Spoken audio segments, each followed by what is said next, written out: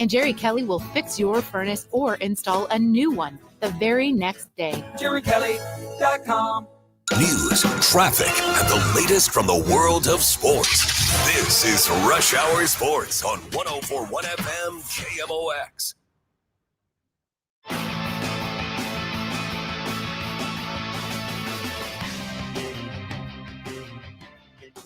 Hey, welcome into Thursday on Rush Hour Sports. Nate Gatter filling in for Matt Pauley tonight. Obviously with Sports Open Line as well. I'm Kevin Wheeler. How you doing, Nate? What's up, bud? I'm good. How are you? You know what you saying it's a Thursday reminded me of? What's that? Last night I was doing the Missouri Tigers men's basketball win over Minnesota. They had a huge second half, won by 23. Say the first half was a little and we went into our open. They roll the music. They roll the intro montage. Here we come up with the shot of Mizzou Arena. And I tell you very loud and proud, it's Tuesday Night Hoops in Columbia.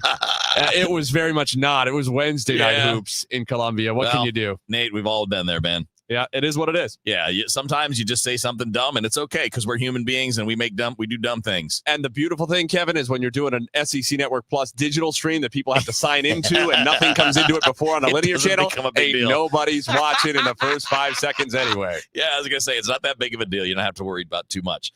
All right, we got a busy show, man. We're going to talk some baseball, quite a bit of baseball, and we'll see. I may or may not have an MVP rant. Depends on whether or not we get it. Once you've said that, I think you may. Well, it depends. I think it's May is the favorite there. It depends on whether or not we get the news as to who won the American League MVP award, because it's I think it's pretty clear Ohtani's going to win in the National League. I don't want to interrupt your flow, but let me ask you real quick because I don't want that news to come out before I ask you this. It'll take a minute or two, but go ahead. Independent of who you would choose, because I know you would pick Cal Raleigh is the MVP, yes. If you had to put real American dollars out of Kevin Wheeler's bank account down on who will win, who would you go? If I had no choice, like if you're asking me, would you bet on it? I wouldn't bet on it. But if you're saying you have no choice, you have to pick a side, I would bet that Aaron Judge is going to win because voters like pretty numbers and they don't understand context. But hopefully they'll prove me wrong. They like Yankees, but too. I don't want. Yes, they love Yankees. Well, and because there are so many media outlets and writers that are on the East Coast. I mean, duh. I want to be wrong about it, but I'm going to hold off on the rant to see. Because if they do the right thing and they pick Cal Raleigh, I'm just going to be like handing out rose petals. I'm going to be like laying rose petals. Hey, good job, guys. You nailed it. Got it. So you're kind of blackmailing them, or not blackmailing. You're threatening them. You're saying a rant is coming, but you can still get your way out of it. I would love to threaten those that would not vote for the guy that should win the MVP. And it's kind of, somebody pointed this out. We'll get off this topic in a second, but somebody pointed this out to me on Twitter today because I posted that on Twitter, and somebody pointed out, he goes, basically, this sounds like the argument for the people who don't think Yadier Molina is a Hall of Famer. I'm like, yes. That's exactly what the argument is. The value of a catcher is so much more than any other position when it comes to defense. So if offense is even close, the catcher's the more valuable guy. And, you got a catcher who hits 60 home runs. Never happened before in the history of the sport. Most home runs by a switch hitter. I mean, this is a guy who did historic things offensively and has to squat 200 times a game, had to catch and or block 18,000 pitches. Meanwhile, the guy in right field just stands there and waits for a ball to be hit to him. Different thing. And hopefully I will not have to rant about that. Hopefully we'll have a good solution to that. We are going to do a lot of baseball in the meantime, and I mentioned this. I don't think I mentioned it, but we're going to talk about the MLS schedule flip too, because I think that seems like a pretty interesting story. And obviously, Nate, you're one of our soccer guys, so I'm going to lean on you on that a little bit later on in the show. But what was fun was when we did this on Tuesday, we talked almost the entire hour about the financial structure in Major League Baseball and how do you get it to the point where you can raise the Pittsburghs and the teams like that to a level where their payroll can be competitive with the big boys. Because we know that on the field you can be, but it's really hard. And it takes some luck and it takes some skill, but it's hard to do it. And what's really hard is to maintain it. And we were kicking around some ideas. And one of the things that we talked about was, all right, Major League Baseball is going to expand. There will be 2 new teams at some point. I think it'll happen within the next 4 or 5 years. Probably right after they get this collective bargaining agreement done, they will actively begin that process. So that's going to be several $1 billion. I don't know what they're planning on charging for an expansion fee, but I'm going to bet that it's no less than $2 billion per franchise. most franchises are worth more than that. So it might be higher than that. But the point here is that's a lot of money that can be used. And the reason I wanted to reintroduce this to us, because you and I were talking about that, but we really were just kind of spitballing, kicking it around. How do you level the playing field? And we brought that up. And we brought up, I think, brought up the specific topic of MLB buying out the local media deals of the big market teams, essentially buying those networks away from the Yankees and the Red Sox, and then having everything done under one roof where they can share that money equally to level the playing field. And when I talked to Derek Gould last night, he joined us live from the GM meetings.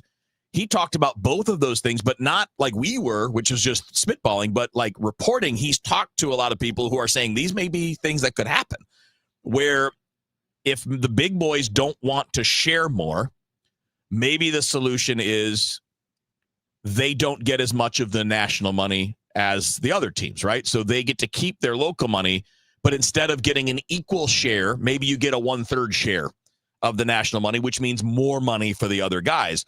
And what was encouraging to me with what I talked about with Derek last night was it seems like there are multiple paths that can solve this that don't involve forcing anything on the players, but could still lead to a cap, because one thing that the league could do if the revenues are more equal is sell, hey, if it's a cap, that means there's the floor. That means you're all making more money as a whole.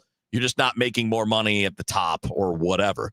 Which, again, we talked about this on Tuesday, but I think that's a big winning argument because the vast majority of guys are in the position where a floor helps them more than a cap hurts them. It's an important group of players, but a minority of players who are really affected by a cap. Yeah. We had Scott on the stream said a salary cap is coming. Maybe. I don't care if it does either. I mean, I don't care what players make. I just want a system that's going to be fair, but also not leaning too much towards ownership, because I don't pay to watch owners do anything. I pay to watch baseball players, and I'm okay with them making money. I don't care how much, but I do think that the important thing is the long-term sustainability of competitiveness. But it's not the cap that leads to competitiveness. It's the revenue sharing, which is why you and I spent 45 minutes talking about it Tuesday. They fix that with or without a cap, the sport is going to be more competitive, where teams like Minnesota, teams like Pittsburgh can sustain it. Because what we have now is a system, and this is another thing that Derek and I talked about last night. You have a system where, Kansas City can win the World Series. Yeah, Pittsburgh can make a run. Tampa can make runs to the World Series. But you can't keep it going for more than a few years. Because as your players get more expensive, you don't have the ability. I think they all have the ability to do more than they do. Right. I would never deny that. Pittsburgh could spend 30 or 40 million more a year. No questions asked. But they can't approach the Dodgers and the Mets unless Bob Nutting was going to spend $100 million a year out of his own pocket or more. And they're not going to do that. Right. Which to be fair, no matter how, unless a guy had truly billions and billions and billions of dollars. Right. I don't think even if I had hundreds of millions, I don't think I'd want to blow 100 of it every single year just to try to keep up with a team in a much bigger market. Yeah. And I think that it sounds like the ideas that we were kicking around are actually things being talked about, which is great. Because those are the real solutions. It's clear that MLB is taking this seriously. And look, whether you like the changes that he's made or not, I think probably most people have mixed opinions in that they like some of them and don't like some of the other ones. I think basically everyone would have to concede that Rob Manfred, as commissioner of Major League Baseball, has been highly effective in accomplishing his goals. Whether you like his goals or not, it's a different conversation.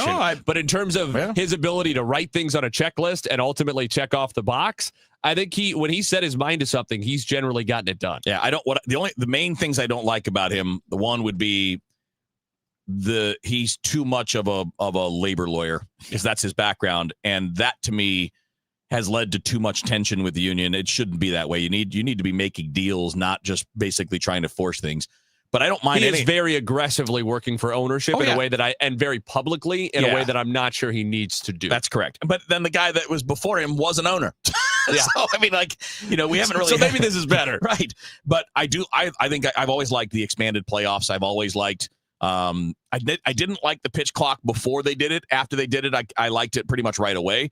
But the other ideas were all fine with me too. I don't really love banning the shift because I don't think it actually helps. And we've seen that. It hasn't increased offense at all by doing it. I think what you have to do if you're going to ban the shift is ban outfield shifting too, or limit it, because that's where all the doubles and triples have gone to die, because the outfield positioning is so good that it's hard to get anything in unless you hit it over the fence, which contributes to the swing for the fences approach.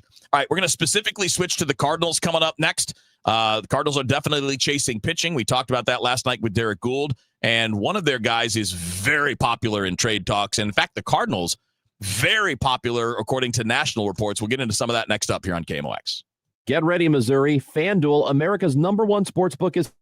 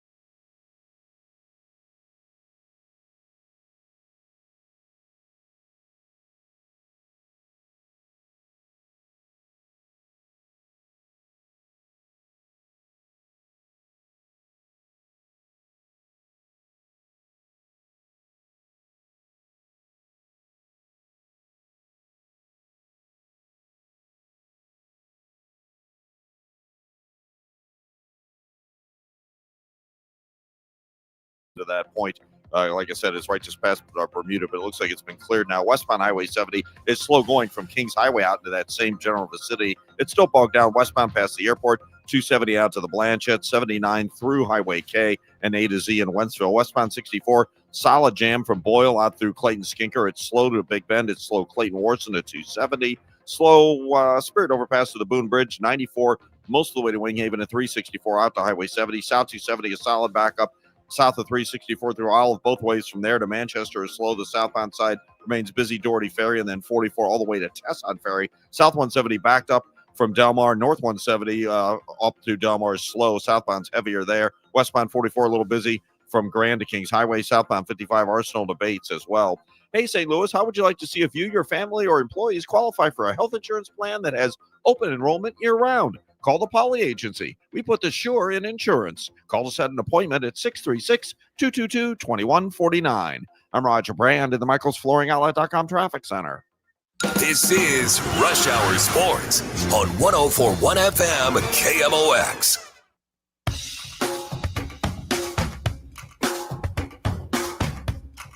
Right, back in on Rush Hour Sports. Nate Gatter in for Matt Pauley. Matt will be back next week. At least that's according to the plan. Sounds like he's feeling better. I know if you guys follow Matt on Twitter, you know the full story. That's had a rough couple of days. He's a trooper, man. Yeah. And for those that don't know, you can pick up Matt at Matt Pauley on air, and he told a little bit of the story on there. he posted the picture Yeah, of I him didn't in the click on it. emergency I don't room. have that kind of stomach. I mean, it's bad. Like when you see the picture, it looks like Matt got jumped at a bar and got the crap beat out of him. His face is all bloody, but he had a minor surgical thing just to correct a small thing that causes him to lose his voice once in a while. But there were some complications. And again, if you go to his Twitter account at Matt Pauley on there, you can see the picture. You can see the longer story. But he typical Matt too, that he's only telling you the story so that he can compliment and praise someone else. So yes, exactly. So when I say he may be back next week, he's probably going to be, but he is still in the hospital, at least as of when I texted him a little bit ago. But he's going to be okay. It's just, Yeah. So even if you already know the story, go to Matt's Twitter and just, send him a nice message and and give him a little bit of encouragement. Not that he needs it, but I'm sure he'll appreciate it. Yeah. It's been a rough couple of days. I'm glad he's doing better. And he'll be back soon. And but the reason he had an issue is he's a hemophiliac. So they had a bleeding issue that was a real problem, and they had to rush him to Barnes and for what was an outpatient minor thing. So he's okay. He's doing okay.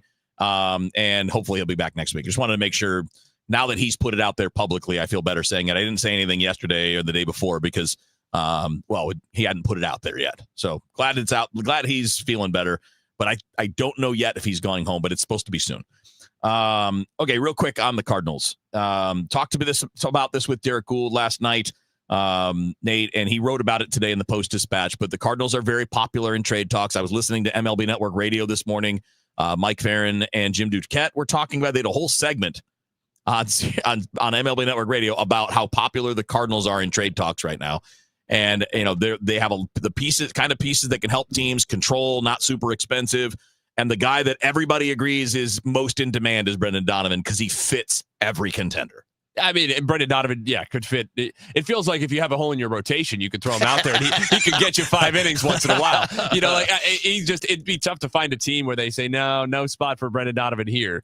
And in general, we talked about this mostly from the angle of why would this be an attractive or exciting job for Chaim Bloom at this stage. But it applies equally to why other major league GMs would be interested in being in touch with the Cardinals and seeing what might be available, which is that the Cardinals, for a team that is likely not positioning itself to contend next year, the Cardinals have a very robust major league roster. There are a lot of players with talent. They have a lot of proven, how would I put this? Because I don't want it to be demeaning. It's not. Proven secondary players. They're not stars, but they're the next level guys that good teams need. So if you had Arenado and Goldschmidt at the level they were a few years ago, guess what kind of team you had? You had a playoff team, right? If you had players at that level, you add these guys to it. These are players you need to win, but you need the stars, and that's what the Cardinals lack. Exactly. So I think the Cardinals have a higher volume of players who are valuable in a trade or have some value in a trade for contenders than is typical for a team that's kind of positioned the way that they are. Yeah. And I think it's possible as well that Chaim Bloom is a motivated seller because we don't know how he values every player on his team. No, we're going to find out. out. Yeah. This is not any report. I'm just speculating. This is just a random example. For all we know, he could say, I think Brendan Donovan's a great player, but I'd value him at a 70 out of 100, and the league values him at an 82 now. Right, so I'm going to move him, right? Because that's what trading is about. It's not about, I think this guy's bad, so I want to trade him. No. Or I think this guy's good, so I don't. It's how good does that guy think he is relative to what I think he is. Yeah. And Chaim Bloom, as a new guy who didn't bring in a lot of these players, is more likely to have a differing opinion. It's also about what you have. The Cardinals have a lot of left-handed hitters who can play second base, third base, and left field. And DH. And J.J. Weatherholt will be here next year. J.J. Weatherholt is a stud. And when you look at what the Cardinals have been really good at developing over the last 10, 15 years, it's those kind of guys. They've always been good at a Donovan, a Tommy Edman. Like, they've always been good at that, at finding those types of players. And Weatherholt's bigger and better than both of those kind of guys as far as his upside. So you have organizational depth there. Plus, it's 2 years from free agency.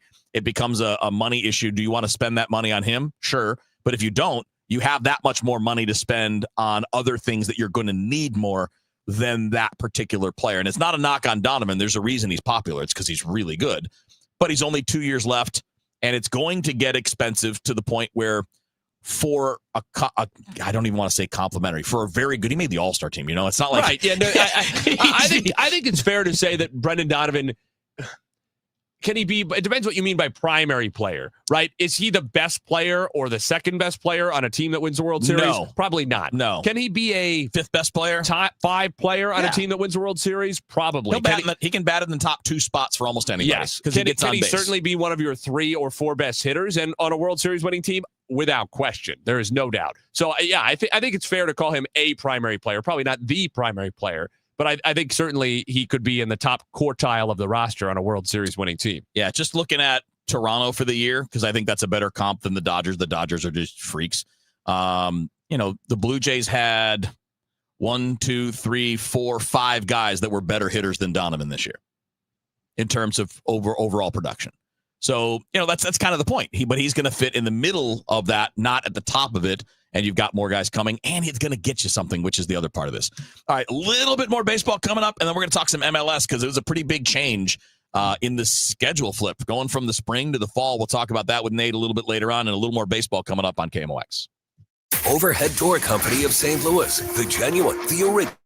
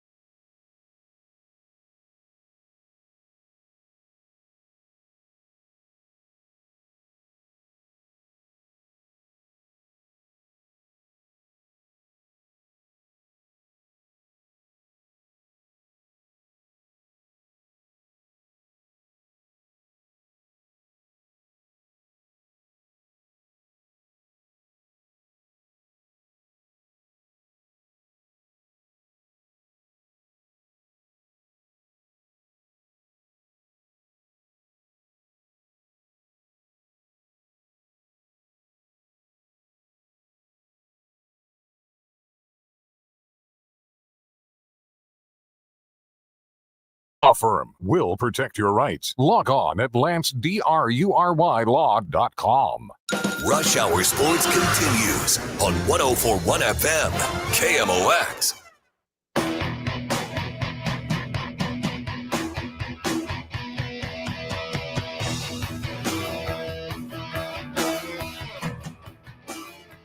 All right, back in on Rush Hour Sports. Nate Gatter in for Matt Pauley. Kevin Wheeler with you here. Obviously, top of the hour. Nate's got Sports Open Line. We'll get a little tease on that in just a bit. We'll talk about the MLS flipping their season, or their schedule, I should say, the way they play out the season. We'll do that in a couple minutes. A couple of quick last, baseball thoughts. We were just kicking this around during the break. If you were watching the stream, you probably saw my mouth continue to move the whole time, which tends to happen even during DGS. I don't know. I'd like to fill the space. But I saw this earlier today on the Foul Territory podcast. That's Jimmy Hayes, Lance Lynn, Matt Holliday, Kyle Gibson. Today it was Jimmy Hayes and Kyle Gibson. And they had Ryan Helsley on. And Helsley said he expects to hear from the Cardinals this offseason, which is interesting. That doesn't mean that they're going to sign him. That doesn't mean that they're going to be the highest bidder. Because what we were doing during that break, or what I was doing, because I can't stop talking, is going through all of the contenders that would be teams that would be willing to take a chance on Helsley, who need a late inning reliever, if not a closer. So I don't know if the Cardinals will be like the top candidate, but I thought it was interesting that he thinks they're going to reach out. I mean, I don't see why they wouldn't at least be in the conversation, considering the fact that Ryan Helsley, despite the fact that it wasn't always smooth and never is for anybody, and that he was embroiled in trade rumors for the better part of 12 months. And he was always consistent in how much he enjoyed being in St. Louis and being a Cardinal. If anything, I think with the messaging from him, in part because, for a while they're leading up, not all the way to the deadline, but for a while during the summer last year, it was looking like maybe the Cardinals wouldn't be sellers after all. Yeah. Helsley, if anything, was indicating that he kind of hoped he wasn't traded and he'd kind of like to stay in St. Louis. So, anytime you have a guy, I think, who's already been here, who obviously knows everybody in that clubhouse and on that coaching staff, and who is enthusiastic about the city and about the ball club, you got to at least be in the know. You got to at least be included in the conversations that are going on and know if the number is doable.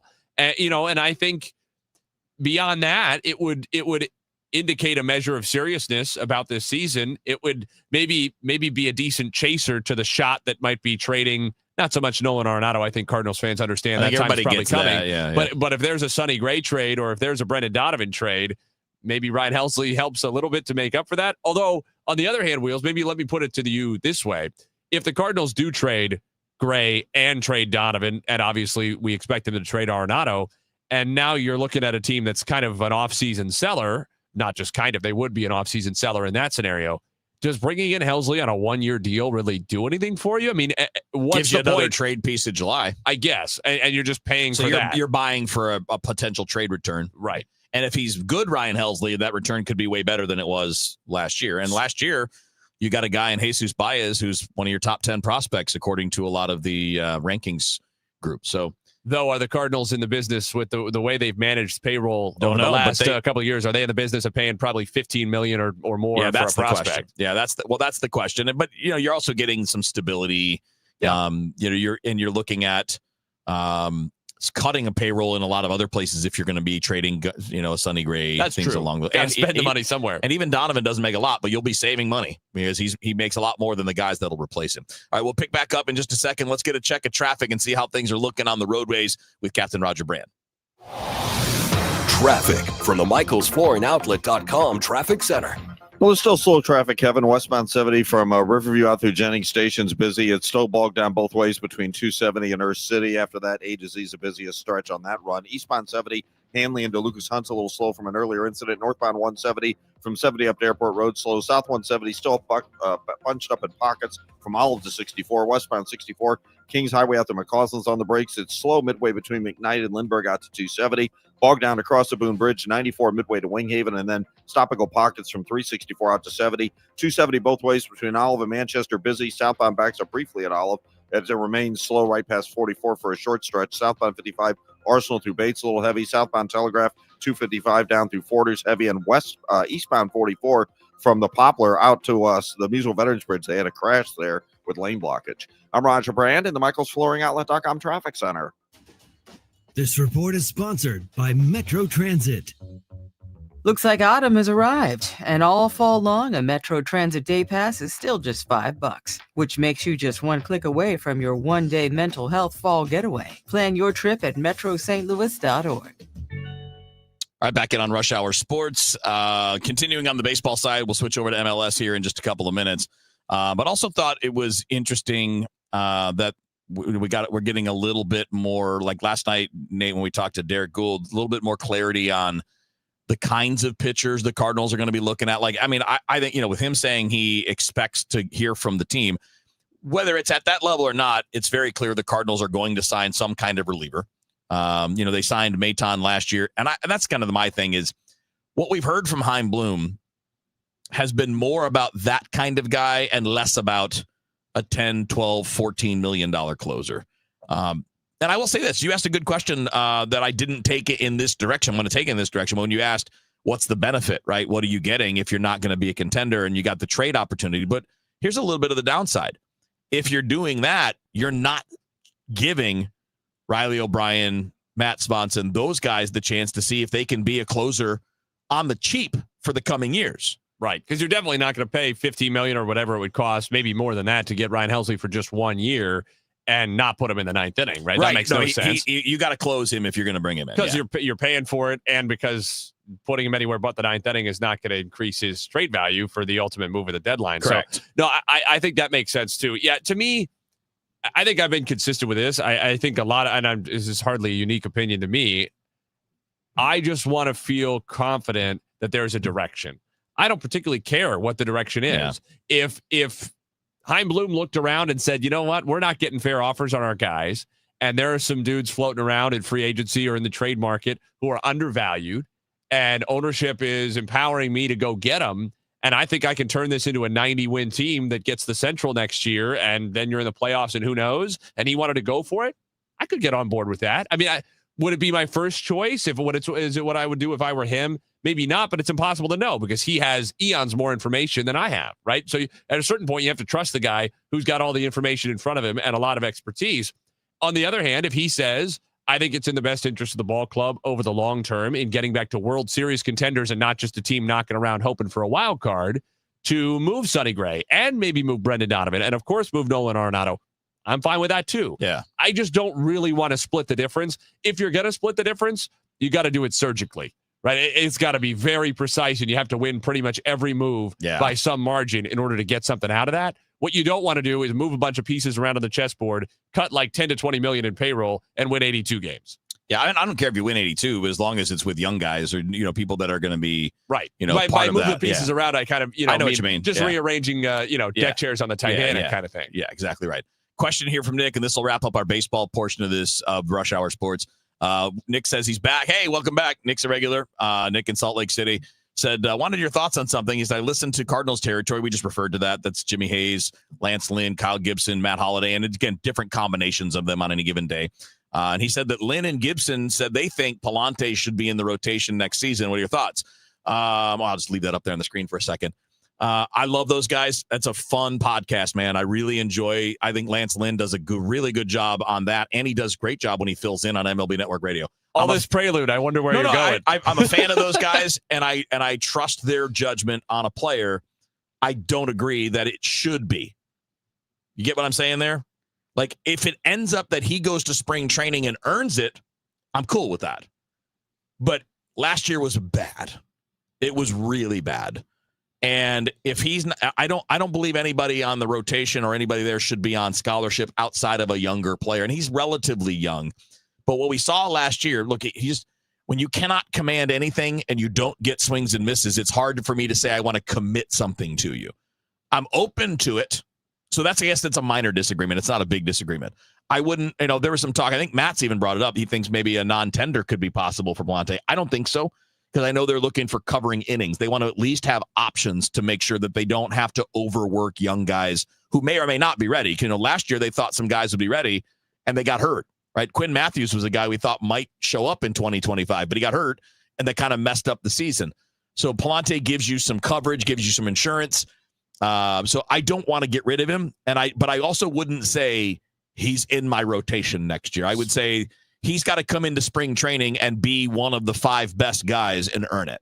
Especially because with him in particular, I don't think there's a lot of downside in bringing him into spring training and seeing how it goes. Right. Because even if he doesn't get a spot in the rotation, it's not like, well, now we got to DFA him or otherwise take pennies on the dollar or try to get him to Memphis, because you can put him as like, the 7th, 8th guy out of your bullpen who's going to eat 2 or 3 innings for you when you need it, spot start here and there, whatever. And he can be that guy. He can be, and I was going to say like Matz, but Matz is actually better than Matz is better, but he can fill that role.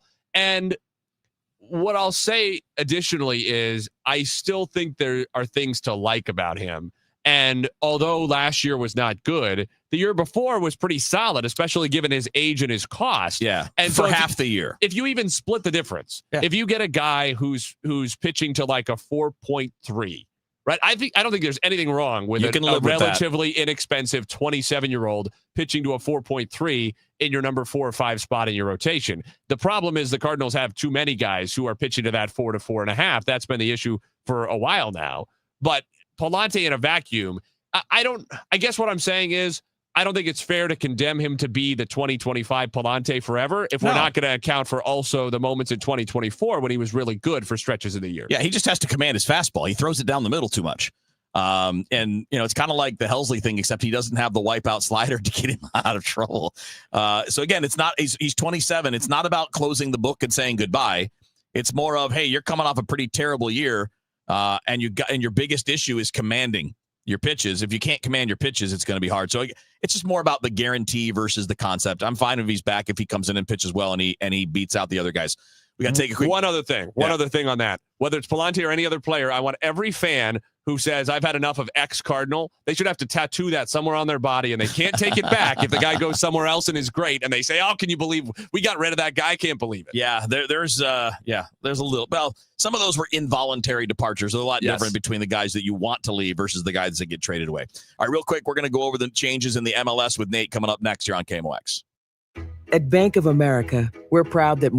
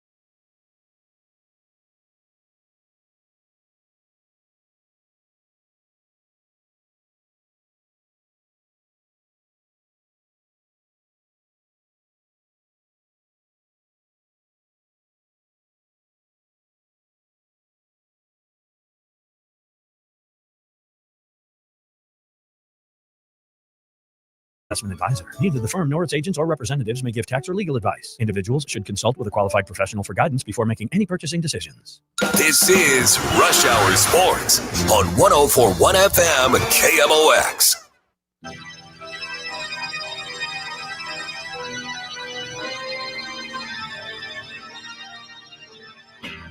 All right, back in on Rush Hour Sports. Nate Gatter in for Matt Pauley, Kevin Wheeler with you here. Nate, you got Sports Open Line coming up. What's on tonight?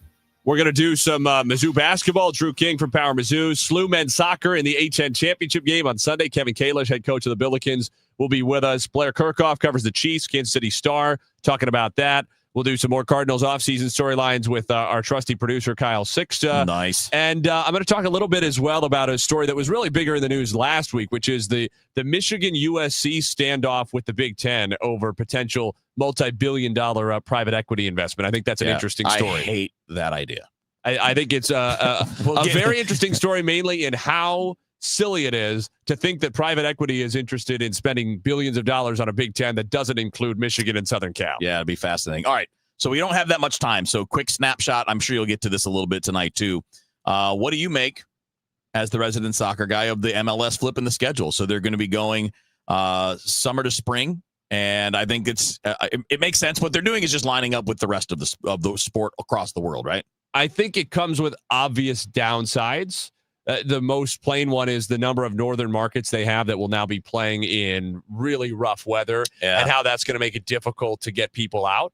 Are you interested in going to a soccer game in Minnesota in December or January? Maybe not. Now, there are ways to be creative. The league might go to some kind of winter break. They have that in Germany where they take upwards of a month off around the holidays, primarily because of weather and wanting to avoid the worst of the winter. Yep. You can also be creative with scheduling and try for those true northernmost teams. Get them in the South. Like your Minnesota teams. Give them the early games and the late games. Yeah. Maybe it's 2 or 3 road games on either side of a winter break, and now their home game break stretches over 2 months, and you've taken out a significant chunk of the worst part of the schedule. So they're going to... We don't want to see MLS in the snow? Well, a little bit can be fun, but you don't want to do it every day for 3 months. No. And I think they'll have a lot of time to get ready for this because it's not going to be starting next August. It's going to be August of 27. Right. Well, we'll see exactly when I think it's not out of the question they decide to start like late July maybe, which would still be a little off the rest of the world, but would buy them a little more time until the winter. We'll see exactly how they do it. But they'll have time to prepare and they'll know what they're doing. The upsides are what you mentioned. The most obvious one is aligning with the rest of the soccer calendar, which roughly plays the school year. A lot of it is about like the transfer windows and things along those lines. MLS suffers from the fact that their primary transfer window is in the winter. Europe has a summer transfer window in June and July, and then they have a winter transfer window in the month of January. And MLS would rather use that January window because that's their offseason. Get guys in, they can go through preseason training, hit the ground running. But that's generally European teams. That's difficult for them. Mid-season, unless a player is out of the plans and is not important to them, they don't generally want to make that move. Yeah. The one other thing I would say is I just think there's limited downside because people will talk about going up against football, and you want to avoid that by playing in the summer. Well, by playing in the summer, MLS play their postseason in October, November into December, and they go against the busiest time in the sports calendar, college football, the NFL, the NBA starting, college basketball now underway. They're competing against everybody at the biggest TV viewership time of their year, in theory, which is the playoffs and MLS Cup. Yeah, and in the spring, you would have a lot better. Much better. They're looking at finishing that, in April, May or so, which is the softest point of TV sports calendar. Absolutely. All right, buddy, have fun tonight. I will do my best. Good to see you. That's Nate Gatter. He's got Sports Open Line for Matt Pauley coming up after the news right here on your home for the Cardinals, KMOX. Tom Ackerman for Busey Bank and building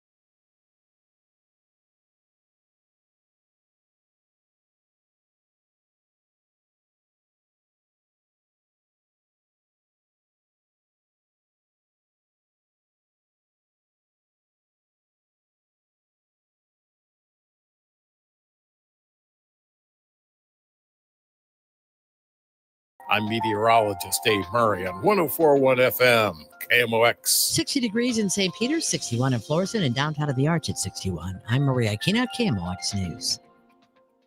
Come on, let's get going now. From KMOX Sports. We're primed and ready. All day, baby. Man, let's go. This is the Gray Bar Sports Open Live. Gray Bar, your distributor for electrical and datacom needs on 104.1 FM, KMOX. Gray Bar Sports Open Line on a Thursday night. Nate Gatter with you in for Matt Pauley. Producer Kyle Sixta is standing by.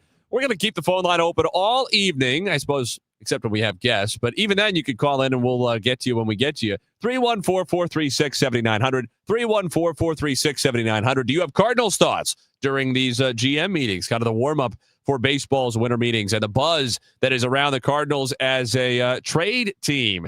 Not only potentially Nolan Arenado on the move, which we expect to happen, but plenty of buzz around Brendan Donovan at the moment. There will be buzz around Sonny Gray. Could there be other guys even on the move? Because the Cardinals have so many left-handed hitters who, as Kevin Wheeler said during Rush Hour Sports, can play second base, third base, corner outfield, and DH.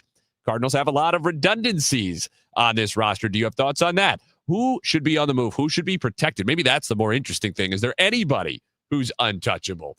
Anybody who deserves to be at least in that special bucket where we need a really, really high price to consider letting a guy go? We will talk to Drew King coming up in just about 10 minutes. He covers Missouri basketball for Power Mizzou. The Tigers are 4-0, and they have not yet been seriously challenged. They were down by 9 in the first half against Minnesota last night. They ultimately came back to win by 23 points. They put up 32 in the first half, 51 in the second half. Mark Mitchell was very good again for the Tigers, who are still playing without 3 players who figure to be rotation pieces. At least 2 you would expect to be part of the significant minutes in the rotation.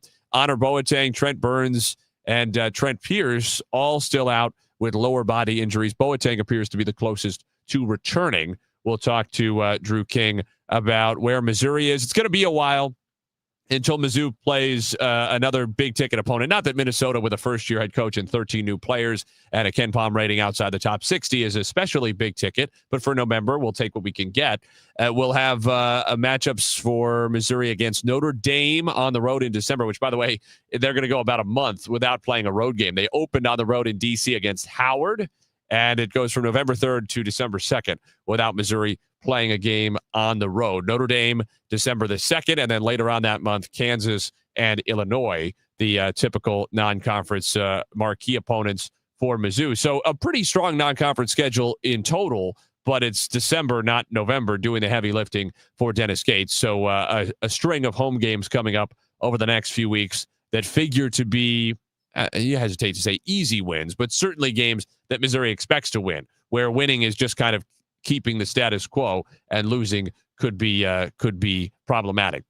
The St. Louis Billikens men's soccer team won over Davidson College last night in the Atlantic 10 semifinals. So they are through to the Atlantic 10 tournament championship game, which will be at Herman Stadium noon on Sunday against the Dayton Flyers, a traditional A10 soccer rival. St. Louis and Dayton on Sunday at noon in the A10 men's soccer championship game. And we will visit with the head coach of the Billikens, Kevin Kalish, coming up later in this hour.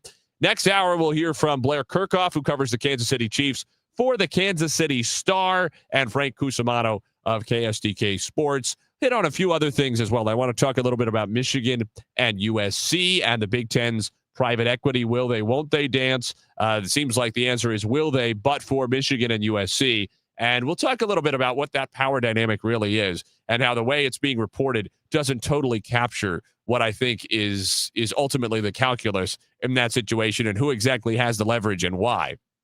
Also talk about College Game Day going to Pittsburgh, Pennsylvania for Notre Dame and Pittsburgh on Saturday morning, and what that says about where ESPN is going in their coverage of college football, why they're covering that. What are they not doing these last couple of years since ESPN and ABC came to own the entirety of the SEC? What are they choosing? And more importantly, by choosing those things, what are they sacrificing? That's going to be during the second hour as well. But Drew King is coming up next with Missouri basketball Again, an 83-60 win over Minnesota. Their first-year coach, Nico Medved, who had taken Colorado State to 3 NCAA tournaments in the last 4 years. And Medved and Minnesota with some growing pains. Unsurprisingly, their first road game in his tenure, they brought back just 8% of their scoring.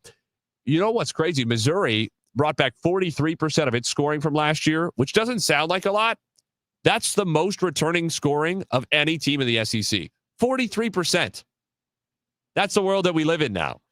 Part of it has always been true with top guys. You know, your highest scorers are most likely to move on to the NBA in any particular year. So that makes sense. That's not anything new. But the transfer portal is a part of that as well. Almost every team in the SEC even is affected by guys leaving. Every team can be affected. Florida had a guy who figured to be a starter this year coming off a national championship, transfer out, because it's not just as simple as it used to be, which is where's the best place that I can play? Where's the best place where I can be on the floor? And the calculus was just about brand and exposure and minutes and winning. Now it's about the money. And there's nothing wrong with that necessarily. It might detract from the fan experience. There's nothing inherently wrong. In fact, there's probably something inherently right in players being compensated for their labor, but it has changed things dramatically that Missouri bringing back 43% of its scoring has more returning production than any other team in the SEC. Drew King, who covers Mizzou basketball for Power Mizzou, is coming up next.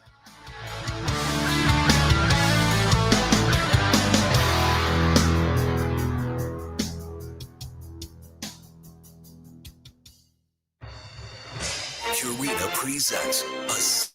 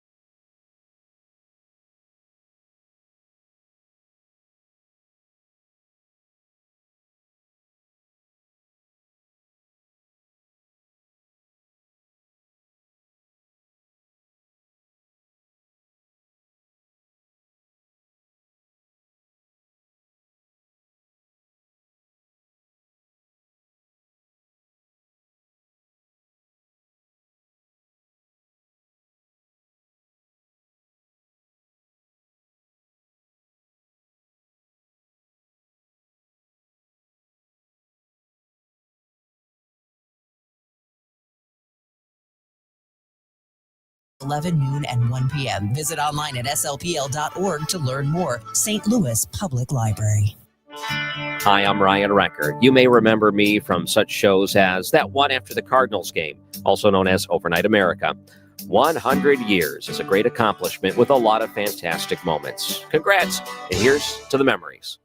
Josie's on a vacation far away. Great Bar Sports Open Line continues on this Thursday evening. Nate Gatter with you in for Matt Pauley. Drew King is with us. He covers Missouri Tigers basketball for Power Mizzou. You can follow him on X at Drew King 0222 _. Drew, did I get that right? You did, and thank you for including the underscore. I had to make a new Twitter account for myself this offseason. I was pretty upset about it. Well, when you cover the Missouri Tigers, I mean, just everybody wants to get in and take over your Twitter. You know, I mean, it's the most popping thing going on the internet. Yeah, I wish that was the case. It was actually, I got my account suspended for trying to create a fantasy football group chat, and Twitter thought I was a spam bot trying to text a bunch of different people at the same time. So, like I said, thank you again for including the underscore on the new account. That would be a tough one for me to get over. I think Twitter's algorithm thinks I'm so annoying that I must be a bot. Exactly. I think that'd be a hit to the ego. But we appreciate you being here, and we hope that you're able to, get all the fantasy football group chats going that you want. Let's talk a little bit about Missouri basketball. Coming off certainly the most impressive win of the season so far, a game where they trailed by 9 in the first half against Minnesota last night and ultimately won going away by 23 points, put up 51 in the second half. Feels like that's kind of been the story for Mizzou so far this year, at least in the home games, has been somewhat sluggish first halves and dominant second halves. Yeah, I mean, that's the thing is this a team that just tends to start slow, or is Mizzou a second half team, or is it both? That's something that I'm very interested to learn as the season goes on. Is I think part of it has to do with the starting lineup. Personally, I'm not sure that a front court with Mark Mitchell, Javon Porter, and Sean Phillips fits that well together. And so what we've seen in the past couple of games here is when Dennis Gates puts shooters around Mark Mitchell, it tends to stretch defenses out a little bit more and opens things up inside for Mark Mitchell. And he's been absolutely dominant this season against almost everybody they've played. So, I think that it's definitely a trend worth watching early on in the season so far. I'm glad you mentioned that the starting front court of Phillips, Porter, and Mitchell that Missouri has gone with so far this year and went with last night, because one of the interesting storylines to come out of the game is that Javon Porter played only 11 minutes and was not on the floor in the second half. He did not score, only took one field goal attempt, no rebounds. He had one assist. So essentially, Javon Porter was a non-factor in last night's game. And it felt in that second half, based on the results on the court, like Dennis Gates might be tempted to tinker with what he's doing with that starting lineup, because it's obvious that by having Jacob Cruz start the second half and play more minutes after halftime, Missouri was much more dynamic offensively than they were with Javon Porter. Yeah, I 100% agree. And I think that is a change that they should consider making. And it to be clear, I don't want to write off Javon Porter for this team either. We're only 4 games into the season, less than 2 weeks into the year. So there's a lot of season left. And I think Javon Porter can be a contributor with this team. I just don't think that putting him alongside 2 other bigs in Mark Mitchell and Sean Phillips is going to be the most effective way to use him this year. And so I think if I was the coach, I would shake things up. I think I'd bring Javon Porter off the bench, give him a different look, and try to build his confidence back up after kind of a sluggish start to the year. Missouri's shown some rather impressive depth already this year. They have 5 guys averaging double figures, including 2 who have come exclusively off the bench. Second leading scorer, Jaden Stone, and 5th leading scorer, Jacob Cruz, who, as mentioned, started the second half in place of Javon Porter. And they're doing all of it with 3 relatively prominent players still sidelined with injury: Honor Boateng, Trent Burns, and Trent Pierce. Program has called all 3 of them lower body injuries. Drew, do we have a sense of who's closest to returning? No, I have absolutely no idea. So we were told at the Kansas State game, Dennis Gates said, "I don't see a reason Trent Pierce wouldn't be playing to start the year." And then the year starts and Trent Pierce isn't playing. And I asked him after the Howard game, "Do you think this is going to be a long-term thing?" He said, "No, I think Trent will be back by the next game." And then at the press conference ahead of the SEMO game, Dennis Gates said, "Trent Pierce practiced the past 2 days, but I held him out of practice today as a precaution." And we have not really gotten an update on him since then. Same thing with Honor Boateng. I don't think they've even said what's really the issue with Honor yet. They just keep saying we're trying to get him evaluated, and it's been over a week now. And then Trent Burns, he had the surgery on a stress fracture in his foot. They said at the time it was going to be 8 to 12 weeks. I think it's been 9 weeks at this point. So I'm not 100% sure when he'll be back. But the main thing is, like, they've got 4 more games before the schedule starts getting a lot tougher. Like, they begin December at Notre Dame and then at Kansas City for the border war. So these next 4 games where you've got mid-majors at home, like, that's kind of your last chance to ramp some of these guys up and get their feet wet in the rotation before you start playing games of consequence. So I am very interested to see how quickly they can get some of these guys back on the court. Drew King of Power Mizzou is with us talking Missouri Tigers basketball. It's a good point that you make, because those guys missing even games now where their services are certainly not required for Missouri to win, you wouldn't think over these next 4, could have profound impacts on how much they can contribute the entire season, because obviously Dennis Gates would rather not be throwing guys out for their debuts in Kansas City against KU or against Illinois in St. Louis just before Christmas. Those are different propositions, and then SEC play starts coming thick and fast. One more thing before we let you go, and this is not necessarily basketball related specifically, and I don't know that Dennis Gates cares about this. It's not his job to care. Do you think he has a sense, maybe because of his interactions with the media or just because of the vibe around Columbia, that fans don't love how guarded he is about injuries and at times maybe feel like they're even being a little bit misled? I think maybe he's got a sense of it. I don't know that he really cares all that much. I think, like, his duty is to protect the player, whatever that means to him. And so I think he understands people getting frustrated, but he's going to do what he feels like is best for the team. And if that means keeping everybody in the public in the dark about how long it's going to take for guys to come back from injuries, like, it's up to him. I don't fault him for that. But yeah, I at the same time, I totally get why everybody is frustrated with how he handles it. It's frustrating for us in the media sometimes, not being able to provide any information on it, for sure. So I see both sides of it, but I think Dennis is just doing what he feels like is best for his program. One more real quick, because I lied to you, but one more real quick, because one thing I haven't mentioned yet on the show is that it was the Gates Bowl last night, because Dennis's younger brother Armand is in his first year as an assistant for Nico Medved at Minnesota. I was told it was the 5th time that they have played each other, and Dennis now has 2. Armand has 3. Did you get any particularly fun tidbits or stories out of Dennis or out of Armand, maybe about the brother matchup? Honestly, no, it didn't really come up. Yeah, I know that we asked him about his family potentially coming in, and Dennis Gates said that he honestly wasn't sure if he had any family coming in for this game. It did look like there was a little bit of a meetup in the tunnel outside the locker room after the game. But aside from that, honestly, it wasn't something that came up too much. Well, hopefully Dennis can take some satisfaction, especially if he was down 3-1 in the all-time brother series going into last night. Drew, we appreciate your time a lot. I'm sure we'll talk to you at least once or twice more as this season goes on. Thanks a lot for spending a little bit of your Thursday evening with us. Sure thing. Thanks for having me on. That's Drew King of Power Mizzou talking Missouri Tiger basketball. The Tigers are 4-0 after a 23-point win over Minnesota in Como last night. When we return, Kevin Kalish, the head coach of the St. Louis Billikens men's soccer team, joins us on KMOX.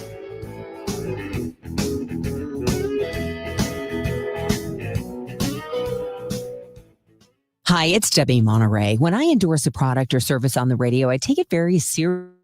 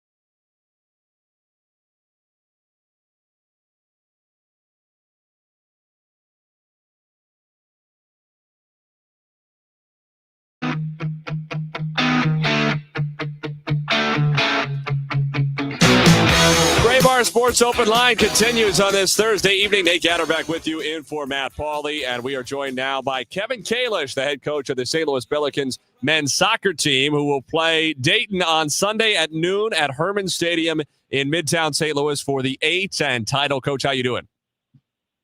Great, Nate. Thanks for having me. How are you? I am great. Glad to have you here.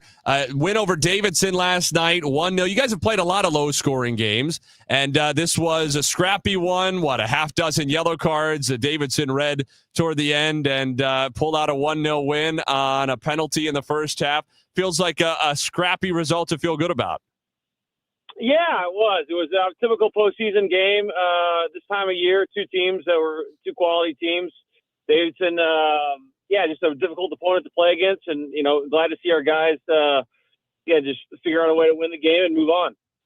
You guys are unbeaten since September, but as mentioned, a lot of games low scoring. Really, only the Fordham game in October that you won 3-2 that stands out as one with a bunch of goals. But unbeaten since that Akron game. What do you think has been going well over the last month and a half? Yeah, look, we have a ton of depth in this team. We got a lot of quality players that, at every position, I feel like our depth's really been a difference maker as we've kind of hit the stretch run here. We've last year at this time we were pretty banged up, and this year we're healthy. We're fresh because of just the rotation and how many guys we have, and we're in a good place heading into the final. Do you get a sense now that you've been doing this for a number of years? Is there a part of you when you have the kind of broad perspective on how a season goes and why some teams make it a long way in the postseason and some don't? How much of that is kind of up to chance? And does it make you smile a little bit to yourself, Riley, just sort of knowing that so much of this is out of your control and it's about the good fortune of who's playing their best, but also who's the healthiest at the end of the year? Yeah, there's a lot of factors, obviously, that goes into kind of peaking at the right time. And we talk a lot about being our best at the end of the season in November. A lot has to go. There is some luck and chance to it with regards to injuries. But I will say, the other side of the coin is just we've had tremendous leadership. Our best players have really stepped up in the key moments and rose to the occasion. And, you also need that senior leadership and those guys who've been in these environments, been in these types of games before to step up and make plays. And, again, I think we've done that with Jeremy Avenel and Grady Easton. Our two captains have really done an unbelievable job leading the group. It's a fairly young group across the board, but a lot of our key guys who've been in these situations before have really stepped up and played well here in the stretch run. Speaking of big games like this one, you guys played Dayton back in early October at Herman Stadium, battled to a 0-0. You guys played the majority of the game with 10 men after a first half red card. Dayton picked up a red card with just over 10 minutes remaining, and in the end it ended goalless and the points were shared. What do you take away from that game that informs what you expect on Sunday? That's a great question. I think we'll look at the first 20 minutes of that game when it was even numbered and just see how those 20 minutes played out. But it's a small sample size. At the end of the day, we know Dayton very well. They know us very well. If you look at the past history of the conference in the last 5 years, we won in 21 and 22. They've won in 23 and 24, and here we are again in 25 playing in the final. So. It's kind of fitting. It was a rematch from last year's final, so we're excited to play on Sunday, and it should be a great game. What I'm hearing with SLU in 21 and 22 and Dayton in 23 and 24 is this is kind of game 5. This is the decisive game in the series now. We're going to decide who the overall champion of the half decade is. Yeah, it's going to be an exciting game. I think guys, anyone who's followed the A10 and men's soccer knows that we've been the top 2 teams in the conference. Over the last 5 years or so, and so it's going to be an exciting match. They're a very talented team, as we are as well, and so again, we're excited to compete and again play for a conference championship on Sunday. You mentioned the excitement. Obviously, the stakes can't be higher than a conference championship game against another great program and a regional rival at that. Dayton and SLU play so many great rivalry games in a number of sports. Here in St. Louis, and we love that rivalry, and we love to hate in that rivalry like everybody does. So how do you manage the emotions of that kind of game? More importantly, how do you help your players manage the emotions of that kind of game where obviously you want them to be up and use the moment to their advantage to the degree that they can? At the same time, they're playing in this hugely high-stakes game in front of a big crowd in a matchup that had a bunch of yellows and a couple of red cards back in October, and you want to make sure that emotion's working for you and not against you. I think our schedules really prepared us well for this game and actually for the postseason. We had arguably I think the 8th ranked hardest schedule in the country. We played a number of top 10 programs all throughout the season. Some emotional derby games, some games against big opponents that we can use, in our, I would say, to our advantage, just to say, hey, we've been here before. We were in a final last year. We've been in multiple finals over the last 5 years. We know what's at stake. It's about us being our best versions of ourselves, playing our best soccer this time of year. I think when the whistle blows, I think those nerves will go away, and that's just about execution and playing together as a group. And we got some guys who've been in these battles before, and will know how to respond. Last one for you, Coach, and I recognize and appreciate that soccer is your department and not ticket sales. But if there's somebody listening to this and saying, I've never been to a St. Louis soccer game, I wonder if it might be worth coming out on Sunday. What's the pitch? Look, we got a third of our roster is from St. Louis, right? It's a local team that represents the St. Louis community, and I think there's nothing better than St. Louisans love than to see their own not only compete but do extremely well. We're top 25. We've been there, a top 25 program for the last 10 weeks straight. So it's a great opportunity to see some local talent. Again, one of the best teams in college soccer playing this time of year in the playoffs. So I know all St. Louisans love winning teams and they love the playoffs. So it should be a great game. Well, Coach, my wife and I will be there. We're recruiting as many of our friends as we can. Best of luck. Go Bills. Thanks so much for your time, Nate. Kevin Kalish, the head coach of the St. Louis Billikens men's soccer team, joining us this evening on Gray Bar Sports Open Line right here on KMOX. His Billikens will battle Dayton for the A-10 title. Herman Stadium, Midtown St. Louis on Sunday at noon. You can get your tickets at slubillikens.com, slubillikens.com. When we come back, we're going to get some Cards off-season storylines. Not from me. You've heard what I think about the Cardinals. What does Kyle Sixta, our trusty producer, standing by, think about the Cardinals? And he saw more Cardinals baseball in person than you did, almost certainly, last year. What are his offseason storylines to watch? That's coming up after this on the Voice of St. Louis, KMOX. Overhead Door Company of St. Louis.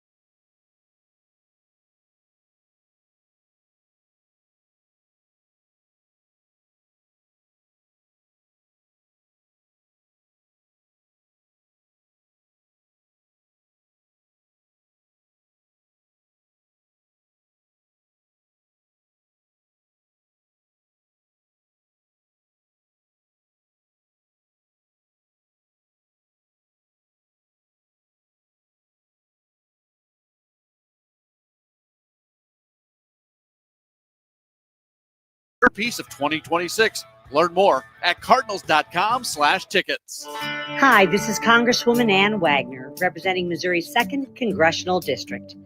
Congratulations to KMOX on 100 years of serving our St. Louis community. Talk to me, talk to me. Talk to me, talk to me. Looks like we're making up for lost time. Great Bar Sports Open Line, Thursday evening. Nate Gatter back with you. Producer Kyle Sixta alongside. Glad to have you with us. If you missed anything from our first hour, you can go back, as always, and hear it on the free Odyssey app in podcast form. We had visits with Drew King of Power Mizzou. He covers Missouri Tigers basketball in Columbia. They're off to a 4-0 start. He had some interesting things to say about how they've opened the season after a 23-point victory over Minnesota last night, just totally pulled away in the second half. We visited as well moments ago with Kevin Kalish, the head coach of the St. Louis Billikens men's soccer team. His Bills will play Dayton on Sunday at noon at Herman Stadium for the Atlantic 10 Championship, and tickets available at slewbillikens.com. In the second hour, we will have Blair Kirchhoff with us. He covers the Chiefs for the Kansas City Star, and our own Frank Cusimano of KSDK Sports here in St. Louis will join as well. That's still to come as Gray Bar Sports Open Line continues. But to finish out this first hour, it's time to put producer Kyle Sixta in the spotlight, and well-deserved. If you were with us going to the break, I told you he probably saw more Cardinals baseball in person last year than you did. And that's probably true of every person listening to this. It's possible there are a few outliers. I doubt it. He saw all 81 home games in person as the booth assistant in our KMOX booth, helping out John Rooney and Ricky Horton, as well as myriad other folks who pop in and out, including yours truly doing some pre and post game. Kyle's an invaluable piece of the team over at Busch Stadium, and the perk of his job is he gets to watch a lot of the Cardinals. So Kyle, you are uniquely well positioned in some ways to tell me what are your biggest storyline or two for the Cardinals offseason right now. Well, first, Nate, I appreciate the shout out. I'm sure there had to be some people, some fans that were there for every single game in 2025 that saw every game in person. But yeah, I think that's got to be a pretty exclusive club. Did you see any road games in person? I did not. I didn't see one road game. So that would be the kicker for you. If there got to be a few season ticket holders who come to all 81 and then do one or two road trips a year, and they end up seeing 85 or 90 or something like that. For sure, someone's got me beat. But they might not be listening. No, they might not be. In terms of people listening to KMOX right now, hopefully I'm in that number one spot. Actually, hopefully not. Hopefully some people are listening that went to more than 81 Maybe games. John or Ricky locked in right now. You know, true. they see 150, if not all 162. Count spring training, they're getting close to 200. That's right. In terms of this offseason, Nate, it's really interesting for me with Chaim Bloom taking over in the new front office just to see what they do, right? I mean, the biggest thing for me is to see what direction they go in. You want to see guys, we saw guys get a chance in 2025 with the runway, and we didn't really see everything we wanted to see in 2025 in terms of Jordan Walker, Nolan Gorman. It was an uninspiring runway in many ways. It really was. So I'm interested to see what happens with those two. If they decide they have a spot on the roster in 2026, do they have to earn their playing time? And obviously that depends on the moves that are made this offseason, but that kind of gets into my first thing. They have to pick a direction. You don't want to be in the middle, and that's where I feel like the Cardinals have kind of sat the past few years. They're right on the fringe of getting into the playoffs. Do they want to, kind of stay in that spot? Do you want to get into the wild card and hope to make a run? That's been kind of their philosophy. It seemed. I want them to go the direction of trade Brendan Donovan, trade possibly Lars Nootbaar, and really go in for 2027, 2028 when you have Weather Holt and these top prospects that come up together, and hopefully you want to get past the jump of just being a playoff team. You want to be a World Series caliber team. That's kind of what you want to be. You don't want to be just a fringe playoff team. And on the other side of it, it's what types of players will you bring in? It's not just who are we going to deal this offseason, who are we going to get in terms of prospects returns. I want to see who's going to be on the 2026 roster that is controllable for the future. It's not just, this guy wants to eat innings. That's kind of how we viewed Miles Mikolas last year. He's just here to, on the last year of his deal, do we want him to just eat innings? No, we want someone that maybe could fall into that 2027, 2028 roster that is controllable, that can be a part of that World Series contending team, we hope. It's an interesting perspective. I mean, I think that's exactly right on the direction piece. I think that's probably true of every team in baseball. And it's one of the funny things about, I think, the way that professional sports is going in general is that a lot of folks have realized that over the last 10 years, 20 years, that you don't want to spend a lot of time hanging out in the middle.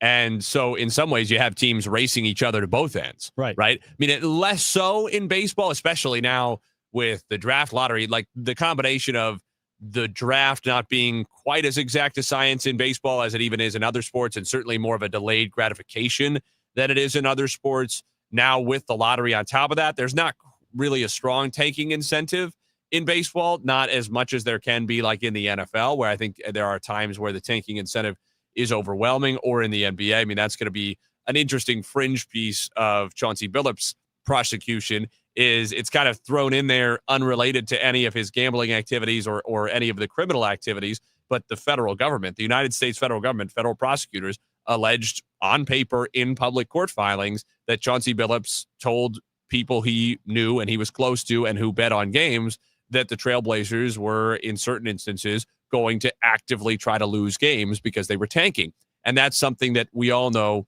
or we all infer goes on, and that the NBA has been emphatic does not happen. So it's a little bit away from your point. You weren't trying to make a point about Chauncey Billups' federal prosecution, but I think it takes me there because we are living in that world where I think teams are starting to realize that it's time to split one way or the other. Right. And the Cardinals have gotten, you said for the last few years, I mean, in some ways, the Cardinals for the last decade even longer have been one of those teams. Not that they've been content with that. I don't think their goal has been to go into the year, win 85 games or anything like that.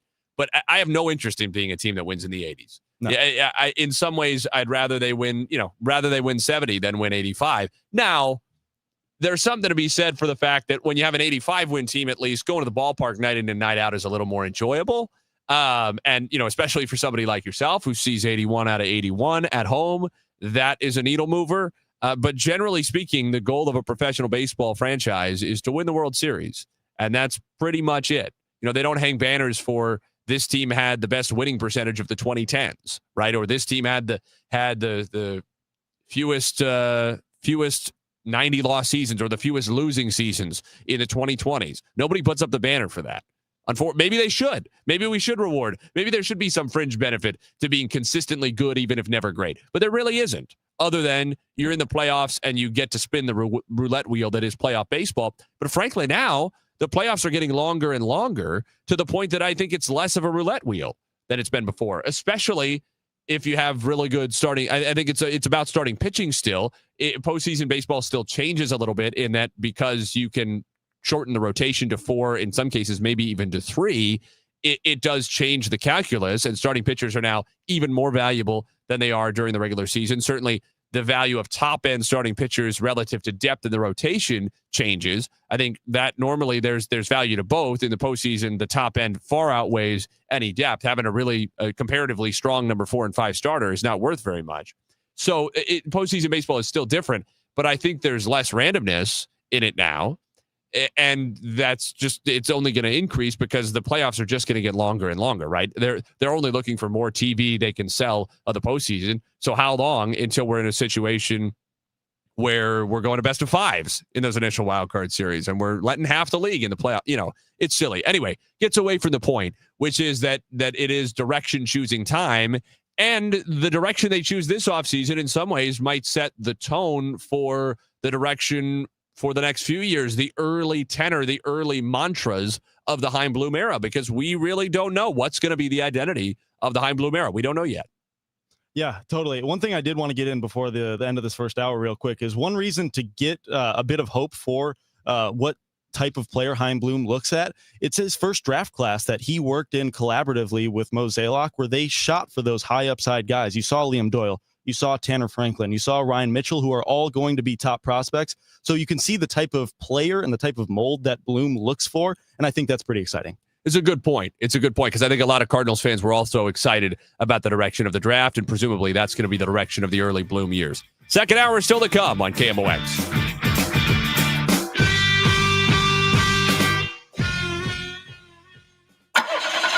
Is your car still under warranty?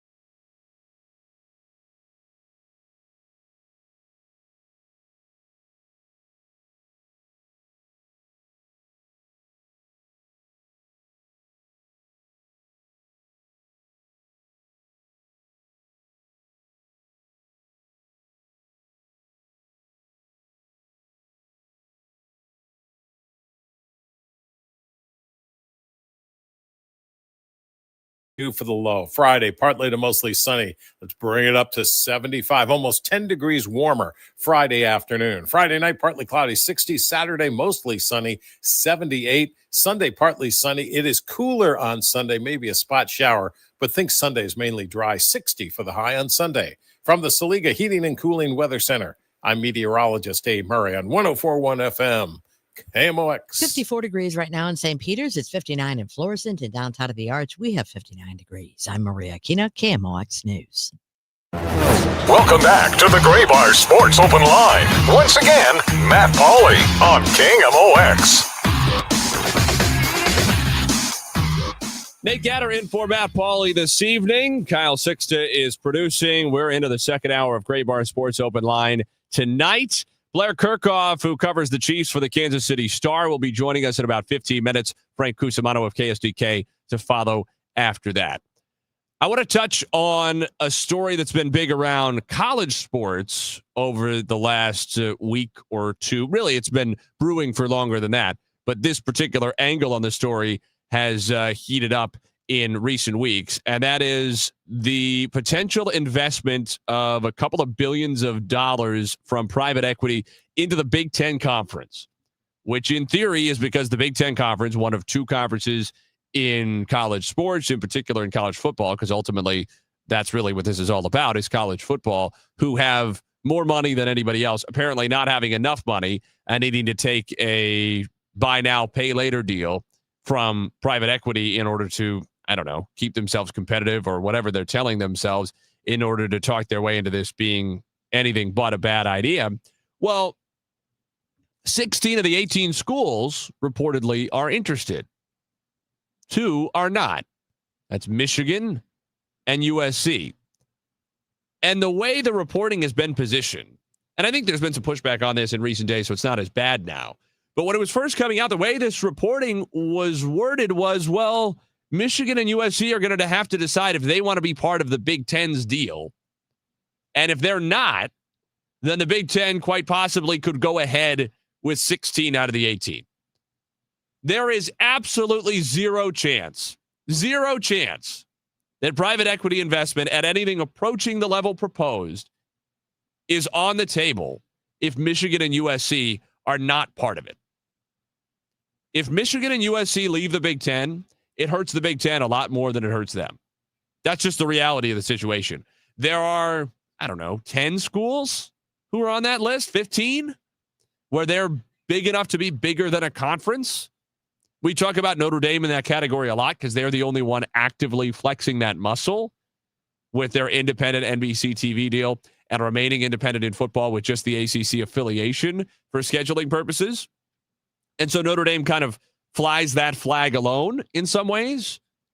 But what Notre Dame can do, Michigan and USC and a handful of other schools can do too. Now, could Michigan and USC get their own independent TV deal of the level that Notre Dame has with NBC? Probably not. But could they join together? Keep in mind, Notre Dame and USC and Notre Dame, Michigan are historic rivals. Michigan and USC, obviously much less so, but they're two of the most historic programs in college football. And they now have a little bit of history together from having played together in the Big Ten. So they've got enough. That's an awfully attractive triumvirate of Notre Dame, Michigan, and USC.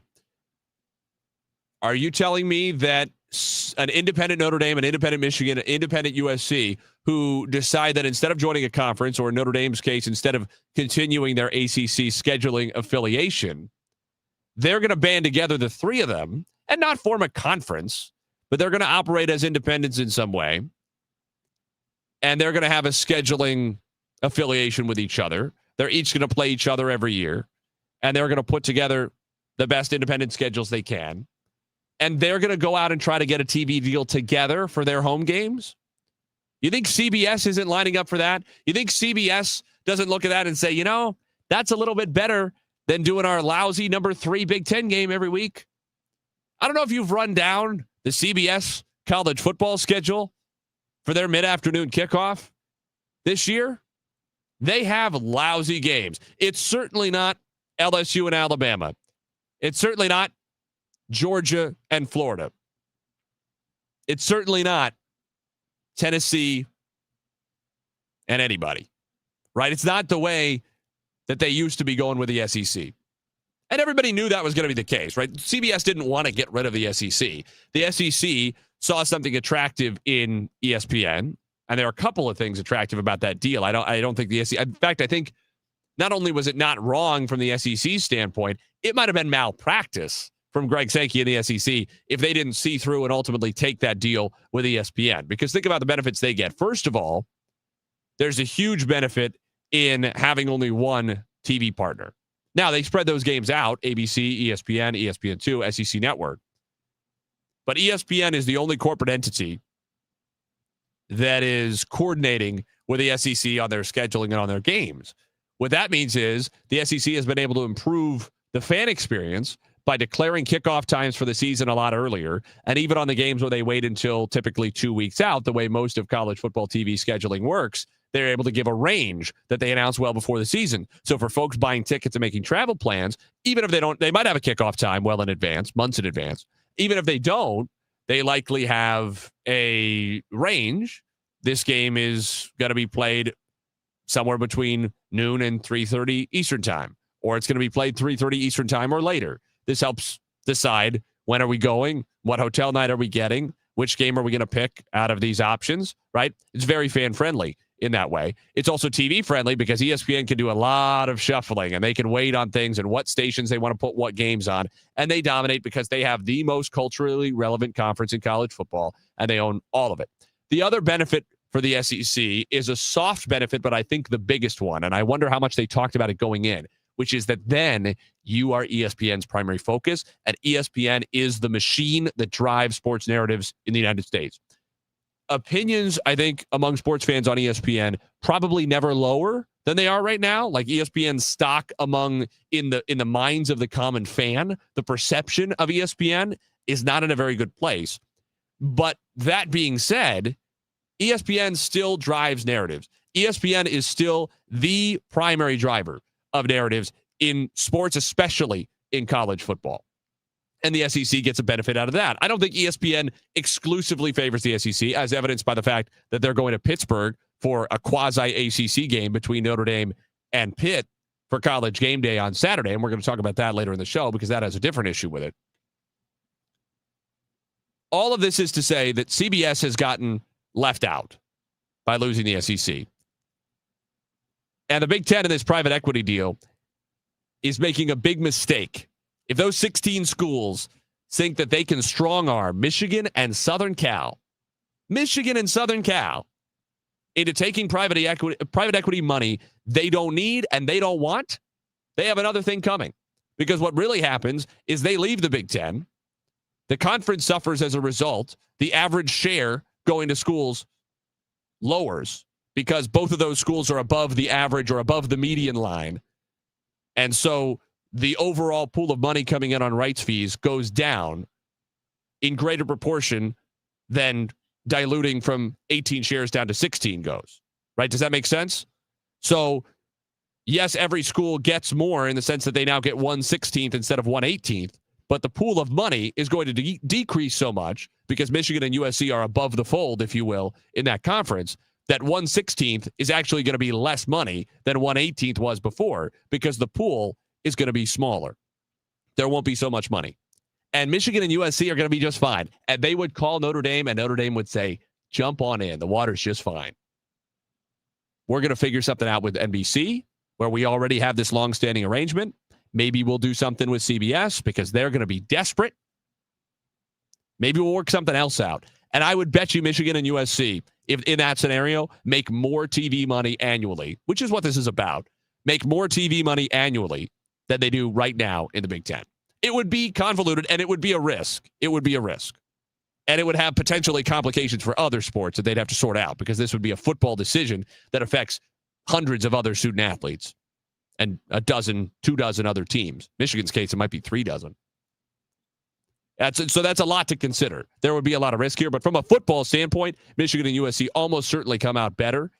So it's a rare circumstance where I think private equity and the Big Ten Conference might be getting themselves a little deeper into this fight and not be leveraged properly against a couple of huge brands that have a lot of say over their own destiny. Frankly, I would love to see a world where Michigan and USC are independent and they get some kind of scheduling consortium going on with Notre Dame, maybe try to recruit in a couple other conferences, Clemson and Florida, or a couple other schools, Clemson and Florida State, not thrilled with the ACC. Imagine that.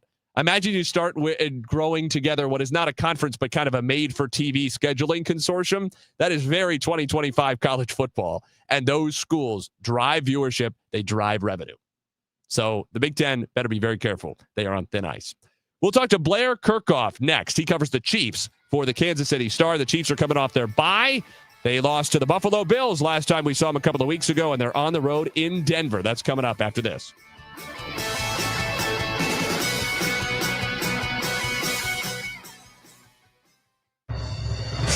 Purina presents A Century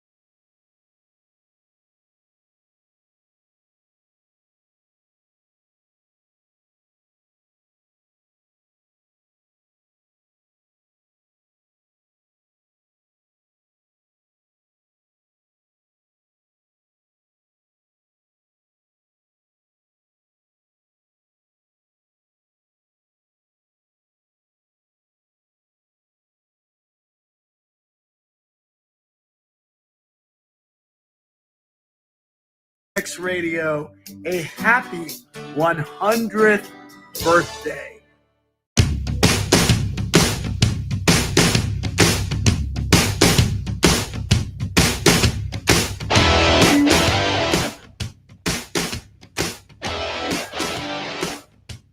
We roll on with Gray Bar Sports Open Line on this Thursday evening. Nate Gatter back with you, working on getting player Kirkhoff for you from the Kansas City Star.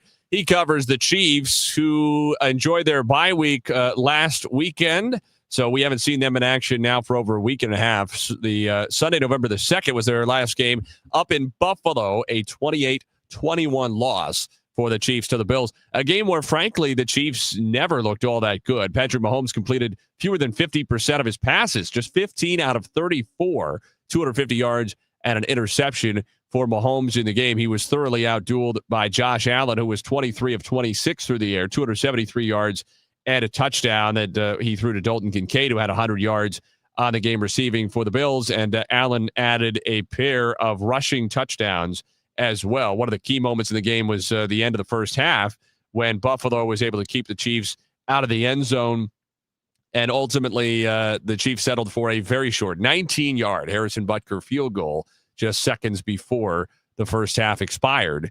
And as a result, Buffalo was able to hang on with a 7-point win in the fourth quarter. Now, the Chiefs still only lost by 7 on the road against one of their primary AFC rivals for the AFC title and for making a run of the Super Bowl. So maybe in some ways that's almost impressive in retrospect that the Chiefs played as uninspiringly as they did and still came within 7.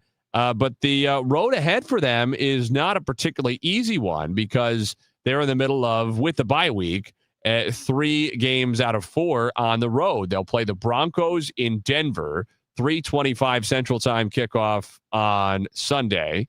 Then they'll be back home against the Colts, who have been, the big surprise in the NFL this year and have run themselves in a position to fight for the 1 seed in the AFC. So you're talking about, back-to-back games against the two of the 3 best records in the AFC. The 3 teams in the AFC at 8-2, the Colts, the Broncos, and the New England Patriots.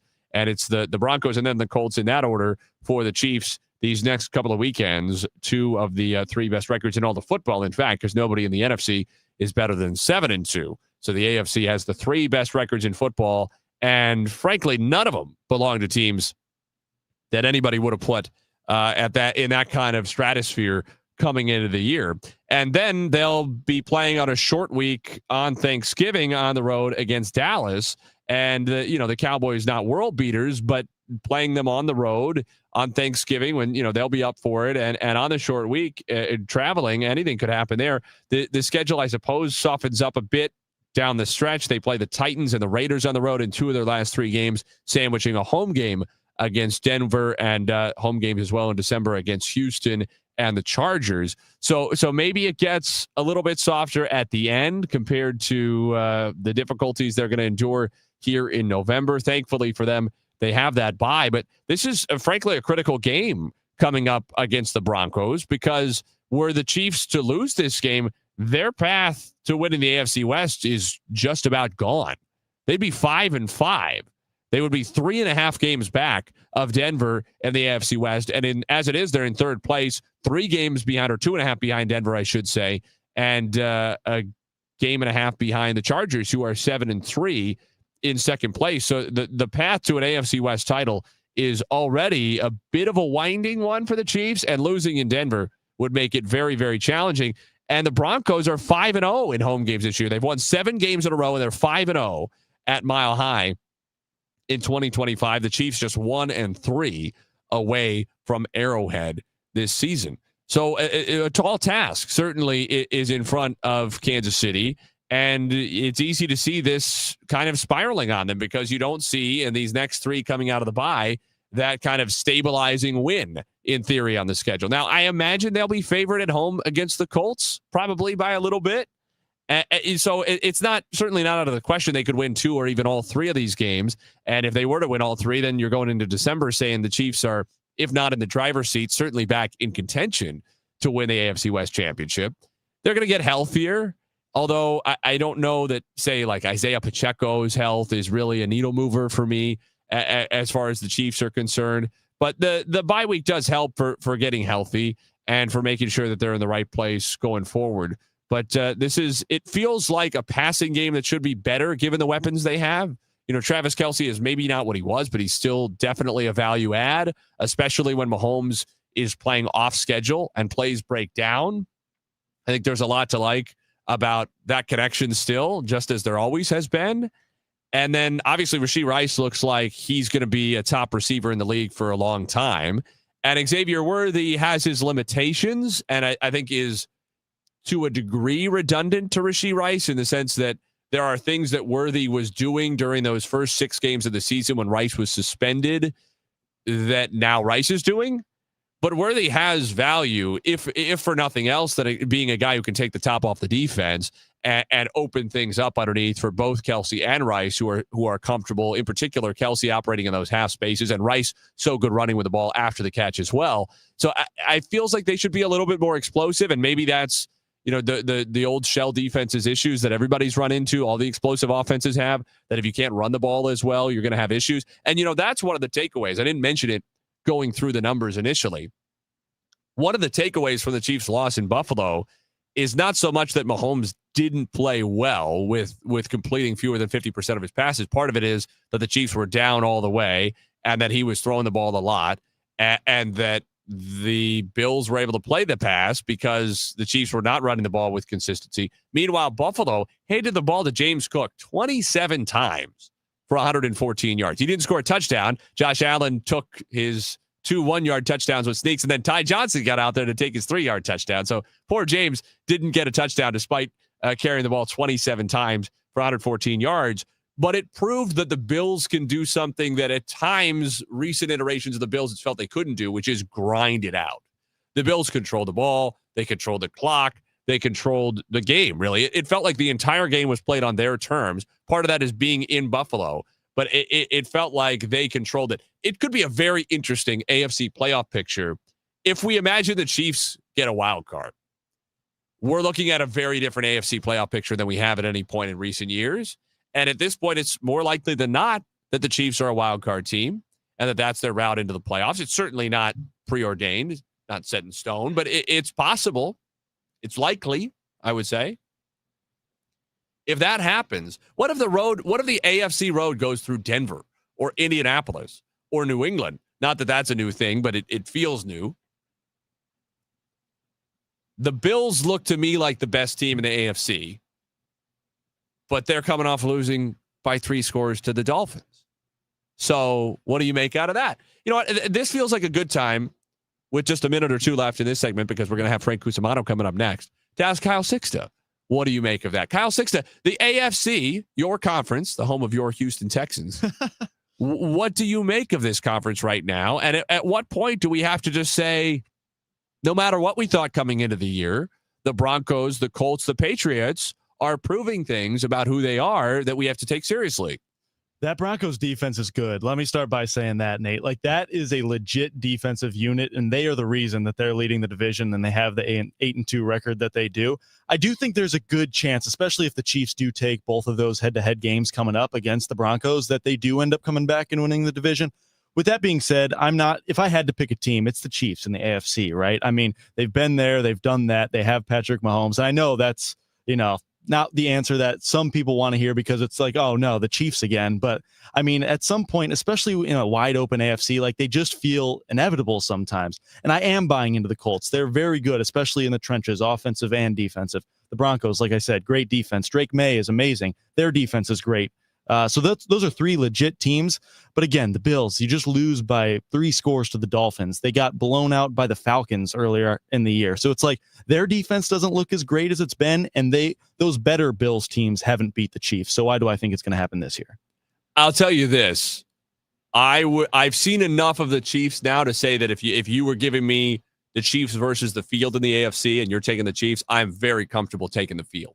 I think it's unlikely the Chiefs are the AFC champion now this year. But the issue with that is I don't see anybody else stepping up to clearly grab it. Right. Because other than that, you have 3 teams, 2 with very young quarterbacks and one with a quarterback who's never been there, done that in the playoffs. So in some ways, a young quarterback in that sense.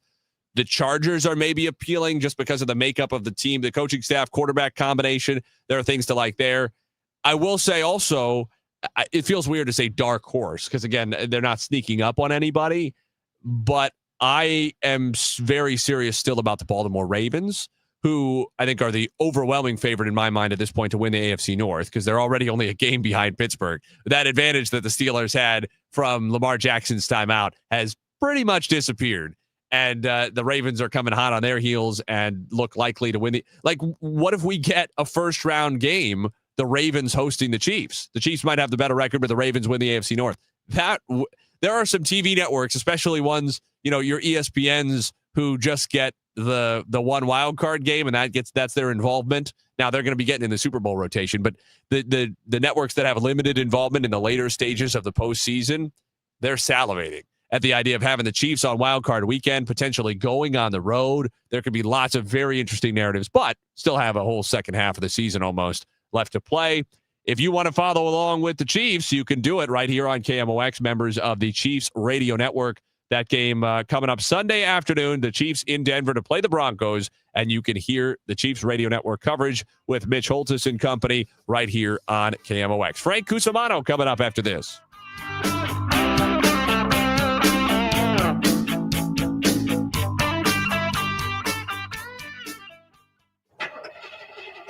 Honey, is our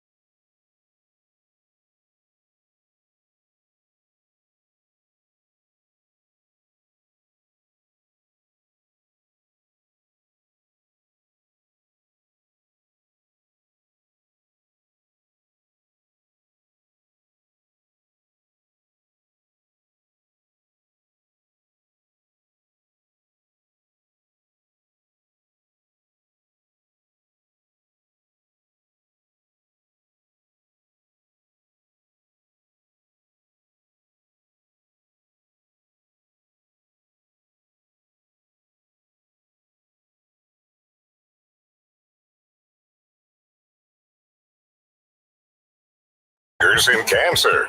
The Chiefs, the Broncos. Catch all the action here on your home for Chiefs football. 104.1 FM, KMOX.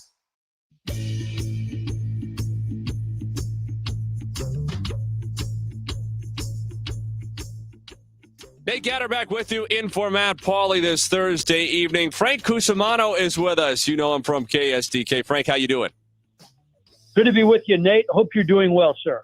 We are doing great, wrapping up this second hour, and so the task is tall in front of you to entertain the people coming down the stretch here. Let's start with the story that's been making some waves out of the initial GM meetings as we kind of get the stove cranked up in baseball's offseason with the rumors that Brendan Donovan is a player very much in demand in trade talks is maybe it.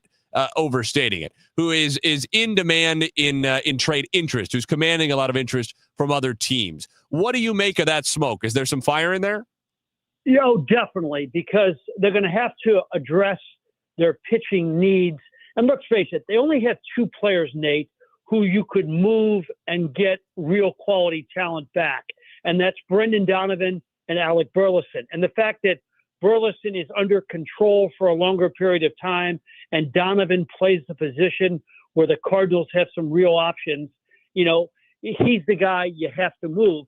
And it's really strange because he's your all-star, he's your best player, but he's the only guy that makes sense in a trade. Do you have a sense yet in your conversations with Chaim Bloom of what, if anything, do you think, what areas, if any, do you think he'll depart a bit from the ethos of the John Mozeliak era? Well, I think that he's going to have to bring in starting pitching because as we speak, it's McGreevy, Libator, and then somebody out of the bullpen because they'll move Sonny Gray. So I think, John Mozeliak tried, to his credit, to move Nolan Arenado, and Arenado just completely screwed everything up when he said no to the Houston deal, which I still will never understand. And now you're trying to move a third baseman that still makes ridiculous money, who has an OPS under 700. It's going to be a real tall task, but he's going to be more aggressive in moving Arenado. I mean, he basically told me Nolan knows it, we know it. They're just not going to get much in return. They're going to have to pick up a big chunk of the contract.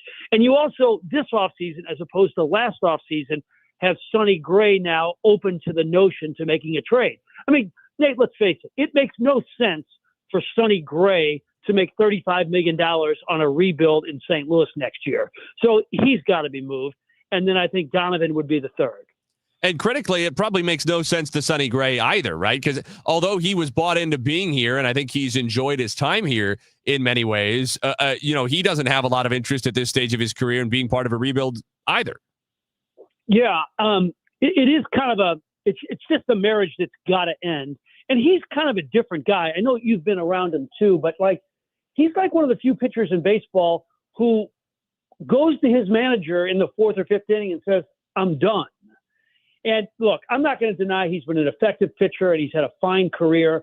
But, give me Max Scherzer, who wants to bite the manager's head off when he tries to take him out of the game.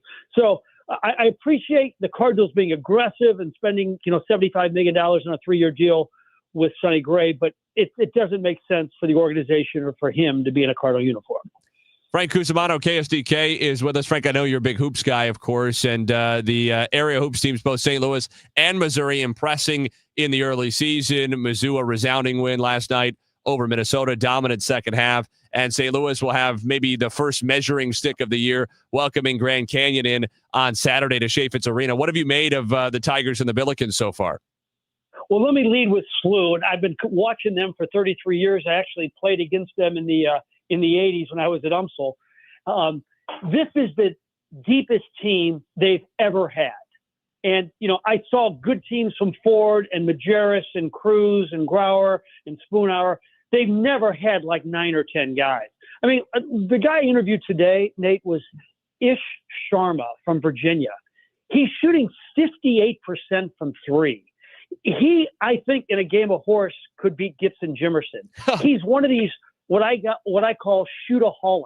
I asked him about this today. He goes to the gym at night because he just feels comfortable in the gym alone shooting basketballs. He told me today that in one stretch during practice last year, he made 51 threes in a row. And he's like their sixth best player. I mean, that's how deep they are. Robbie Avila is the best player in the conference. Kellen Thames, when you try to guard him, it's impossible. He goes around everybody. And then the Quentin Joneses of the world, they're just deep. And I really like Josh Schertz. He's one of these guys who spends his off season not vacationing in Florida, but like in the Oklahoma City, coach's office and picking great coaches' minds. Frank, before we get to Missouri, I want to ask you what everybody's thinking now. How many minutes would a 21-year-old Frank Cusimano get on this Bills team?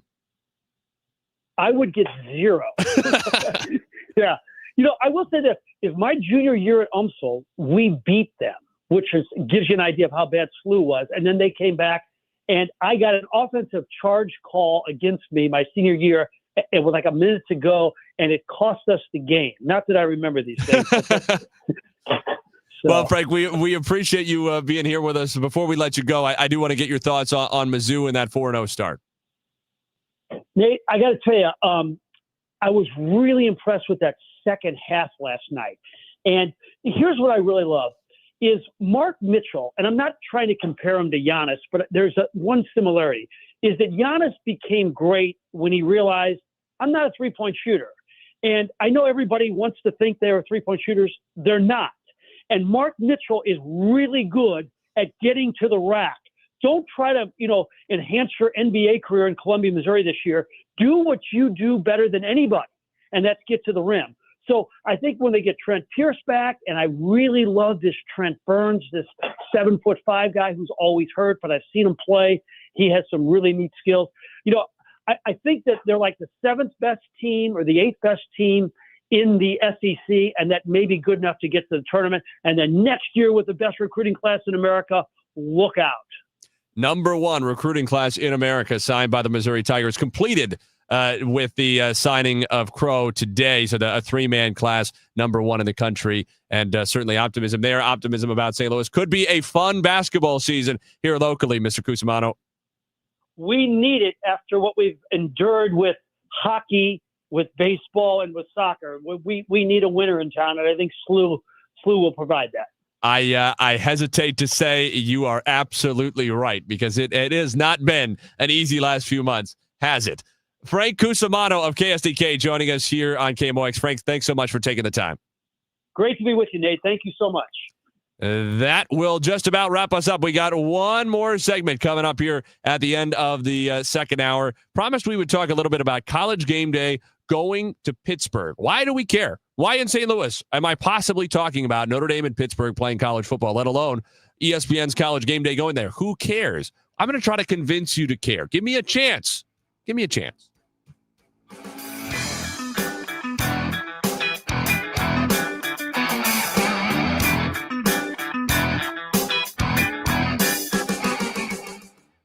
Hey, just check the mail. We've been invited to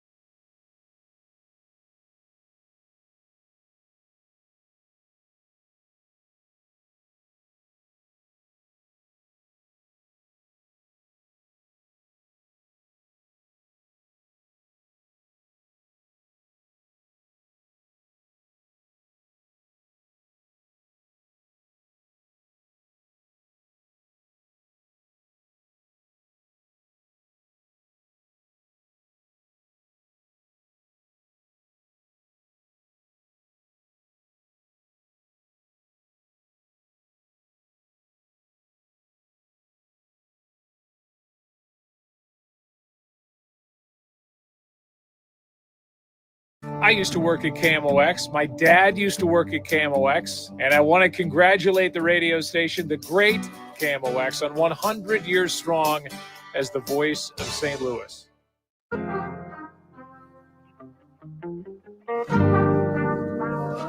I could be the twist, the one to make you stop, the icing on your cake, the cherry on the Wrap it top. up. Gray Bar Sports Open Line this Thursday evening. Nate Gatter with you in for Matt Pauley, who we hope will be back next week. Matt is doing better. So head on over to Matt Pauley on air and shoot him a little tweet. Give him the well wishes. Tell him that Nate and Kyle sent you over. Although if you say that, you can maybe give him a little barb too. You can maybe mess with him a little bit. Whatever you want to do.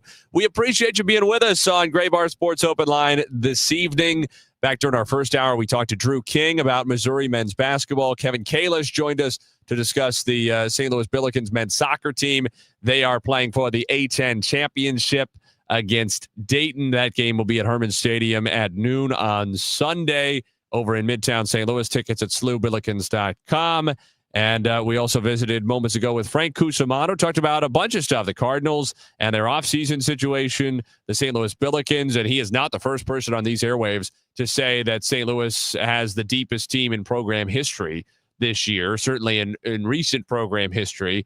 Bob Ramsey, who has seen a lot of Billikens basketball as well, our play-by-play man for the Bills here on KMOX, has been doing it for 40 years now, and he said this is the deepest St. Louis team that he has seen. So a lot of institutional basketball knowledge in St. Louis between those two, and they agree that this is an extraordinarily deep and a uniquely deep St. Louis Billikens team.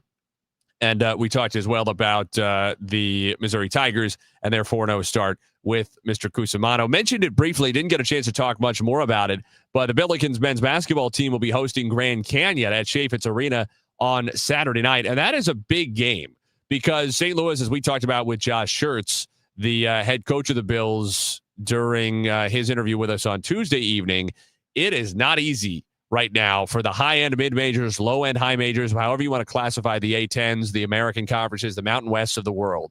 It is not easy for them to schedule power conference opponents, period. Certainly it's not easy to schedule home and homes or 2-for-1 deals, which is what SLU wants. Those deals are very difficult for them to get any games against power conference opposition. And why is it difficult? Well, because they got Iowa for a preseason scrimmage that doesn't count and reportedly smacked the Hawkeyes. And Ben McCollum and Iowa would rather not get smacked in a game that's nationally televised and counts at the end of the year. That's the calculus. It's really that simple, that the upside is not significant enough to outweigh the considerable downside to those schools of losing a game, especially at home, to those, we call them quad 2 teams in the net rankings. Those would most likely be quad 2 games for those teams in the power conferences who are in the top 30, 40, 50 in the net. And so they don't necessarily want to deal with those kinds of games. They'd rather, as Josh Schertz said, play a lot of quad 1 games, and most of them during their conference season, and play a lot of quad 4 games against the bottom part of college basketball, the bottom quartile in the non-conference. So you kind of got to take your opportunities where you can get them, and SLU had trouble putting together as compelling, as difficult a non-conference schedule as they wanted. As a result, Grand Canyon is about as big a home game as there's going to be for the Billikens in non-conference this year, and a good measuring stick for a St. Louis team that has a lot of folks excited, especially with their offensive upside. All right, I promised that I would convince you to care about College Game Day going to Pittsburgh for the Notre Dame Pitt game on Saturday. Why should you care? Because although this is an ACC game and not an SEC game, and ESPN is most often accused of SEC bias, and in fact, this is the second time in recent weeks that they have not gone to an SEC game, because they also went to that Cincinnati-Utah game a few weeks ago. What's more important to me is that over the last couple of years, since ESPN has had all of the SEC, they go to more SEC games, and especially more Power 2 games, if you will, SEC Big Ten games, than ever before. Much higher proportion the last couple of years, which is a small-ish sample size, but not tiny. And you know what they're not doing at all anymore all of a sudden? Is going to Group of 5 games, going to FCS games, convince me, bring me a story that I don't know. This is maybe a philosophical difference that I have with most viewers. Maybe ESPN has a better sense of their viewership than I do. They probably do. They pay a lot of money to know what their viewership is and what it wants. Let's say there are two options here. One is to go to an SEC game and see a couple of teams who are on game day almost every year, maybe multiple times a year, who are on national television in prime time frequently, who are discussed at length, who are dominant themes in college football. Do I really need Georgia and Alabama on game day again? Not anything against them. I do a lot of those games for Westwood One. I called Georgia and Alabama this year. It was great. It's a great time. Doing Texas and Georgia in a couple of nights. And I'm very much looking forward to it. I'm not saying I want to give up those games to go to Lindenwood. No offense to Kyle Sixton, my producer. That's why I chose Lindenwood, not because I have anything against him. I only have things against Kyle. But college game day to me used to also be about telling me about the rest of the sport. Think about when they went to Fargo those first couple of times for North Dakota State. And it's not like North Dakota State is really off in the barren unknown of the sport. I think they're pretty well known now among people who follow college football. Take me to a Division II rivalry, Division III rivalry. Show me something different and show me how that's great too. I think we're losing that in the professionalized era of college football, that college football is great for Texas and Georgia and Alabama and LSU and Ohio State and Michigan and Notre Dame and Southern Cal. College football is great too for all the other levels and the way it makes us care about our schools and our communities. It doesn't always have to be about the biggest schools and the most dollars. That's our show for tonight. Producer Kyle Sixton, Nate Gatter saying so long. Hope you'll be back with us for Gray Bar Sports Open Line again tomorrow night on KMOX. You're listening to Leaf Filter Radio and the guru of gutter protection himself, Chris